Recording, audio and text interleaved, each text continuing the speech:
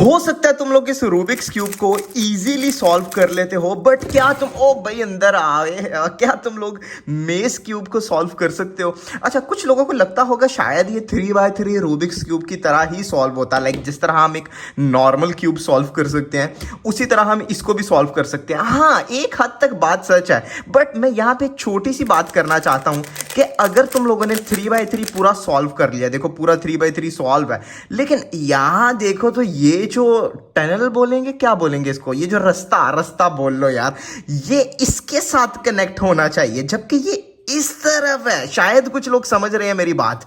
Like मैं बताता हूं ये किस तरह होना चाहिए। ये कुछ इस तरह होना चाहिए था कनेक्ट। मतलब इसके अंदर बहुत सी अलग अलग पैरिटी टाइप चीजें आ सकती हैं।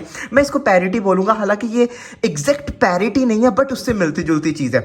तो आज की वीडियो में हम मेज क्यूब, इसको जेड क्यूब मेज क्यूब बोला जाता है, मेज क्यूब सॉल्व करना सीखेंगे। लेकिन उससे पहले एक चीज जरूरी है कि तुम लोगों को 3x3 अगर सॉल्व करना आता होगा तो ये तुम लोगों को पहले से ही आता है, तो बहुत बेहतर होगा अगर तुम लोग ये क्यूब सीख लो। अगर ये सीखना है तो पिंड कमेंट में और डिस्क्रिप्शन में इसको सीखने का ट्यूटोरियल का लिंक मिल जाएगा, जाके सीख लो। और अब हम करते हैं इसको स्क्रैम्बल और स्टार्ट करते हैं अपना ट्यूटोरियल।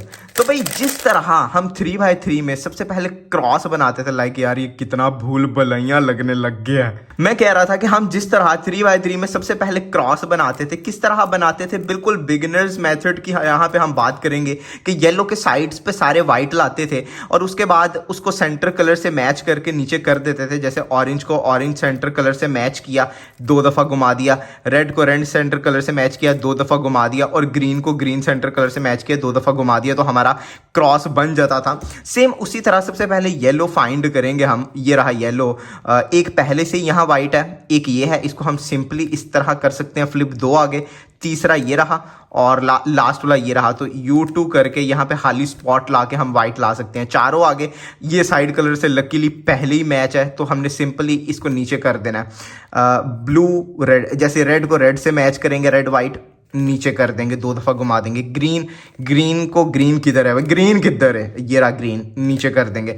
ब्लू वाइट इसको कर देंगे नीचे। और जब हम इसको पूरा घुमा के देखेंगे तो हमारा क्रॉस बन गया होगा। अच्छा, अभी देखना, ये सारी जो लाइनिंग है, ये सारा जो रास्ते टनल जो भी इसको बोलते हैं, वो सारे हिले जुले हैं, वो हम ठीक करेंगे एंड पे।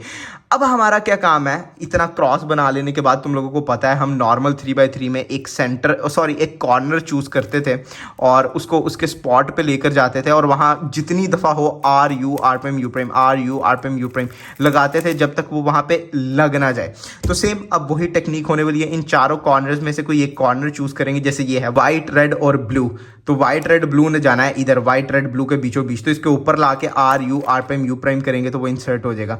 इसी तरह बाकी के हमें 3 ढूंढने पड़ेंगे। यार बाकी के 3 नीचे ही हैं, देखो तीनों नीचे और खराब तरह लगे हुए हैं, तो सिंपली इनको बाहर निकालेंगे। इनमें से कोई एक बाहर निकालेंगे, जैसे मैं ये बाहर निकालना है, सिंपली यहाँ आके RU करेंगे, वो बाहर आ जाएगा।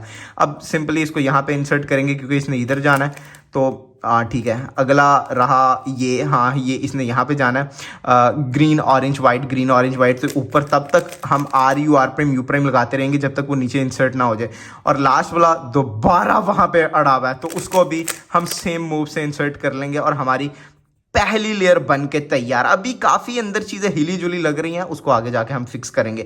सेकेंड लेयर में हम क्या करते थे, ऑलमोस्ट सबको पता है। सेकेंड लेयर में हम एच पीस को, अगर मिसाल है हमने इधर इंसर्ट करना है तो उससे दूर लेकर जाते थे एच पीस को, जिस लेयर में जाना है उसको ऊपर करते थे, इन दोनों का पेयर बनाते थे और सिंपली इस पेयर ने जहाँ जाना है वहाँ इंसर्ट कर देते थे।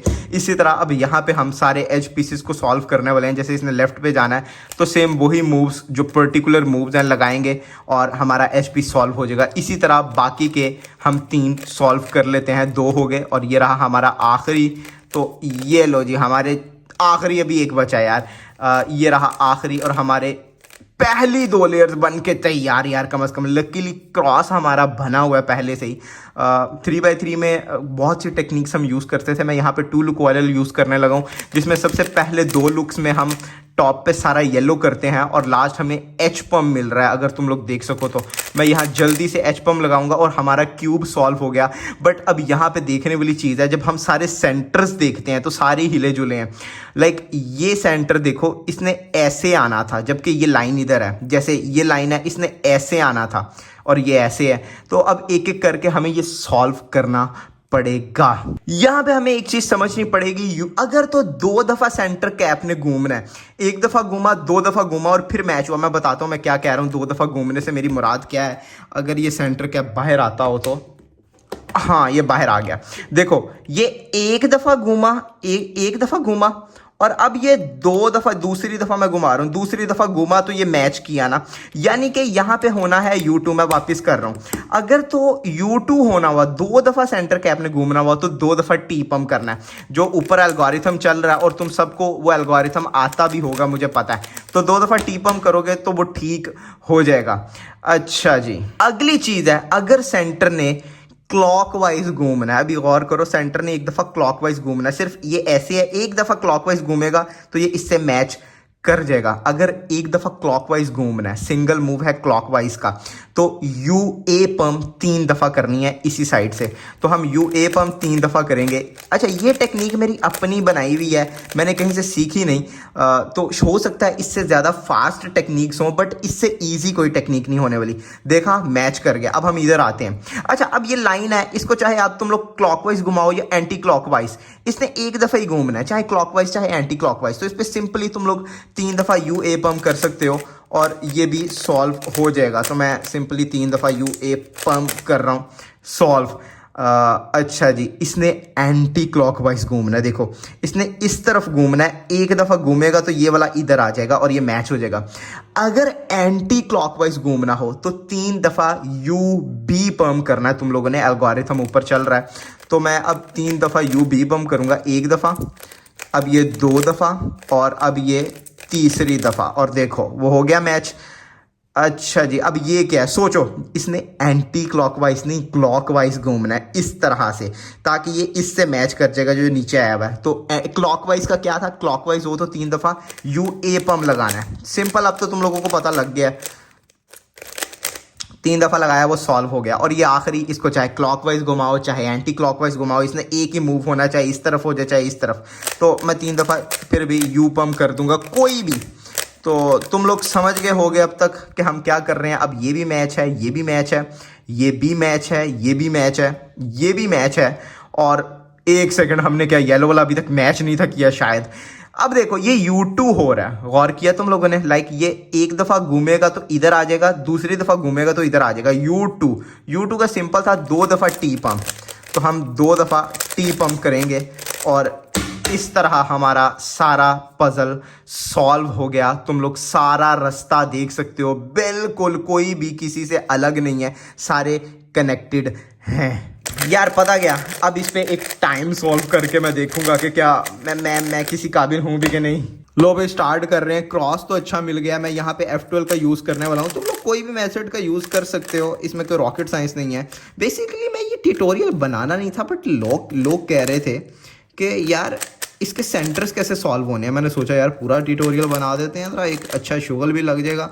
यार वैसे इसको रिकग्नाइज करना ना, इसके कलर्स को थोड़ा सा मुश्किल है, मुझे अब फील हो रहा है। लो भी, हमने सबसे पहले एक नॉर्मल 3x3 स्टेज की, उसके बाद अब हमने वो देखना शुरू करना है यार। ओ यार, मैं सब कर रहा हूँ, ठीक है, एक तो हो गया। अब इसने भी क्या 2 दफा घूमना है, ठीक है यार, ये लेट होने वाला है। 2 दफा टी पंप कर दिया, हो गया सॉल्व।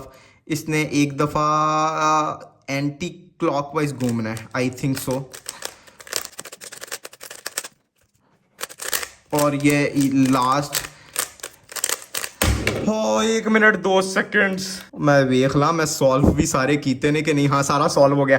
तो भाई अगर वीडियो पसंद आई है, लाइक शेयर कमेंट, मेरे कुकिंग चैनल को सब्सक्राइब कर लो, डिस्क्रिप्शन में लिंक है। बहुत मज़ेदार है यार, बहुत मज़ेदार है। अच्छा, अगर तुम लोग रूबिक्स क्यूब में 10 सेकंड्स में सॉल्व करना सीखना चाहते हो, नॉर्मल रूबिक्स क्यूब, तो पूरी सीरीज़ हम लेकर आए हुए हैं, स्पीड क्यूबिंग सीरीज़। डिस्क्रिप्शन में लिंक है, उसको भी जाके ज्वाइन कर लो, प्लेलिस्ट है। और सब्सक्राइब यार।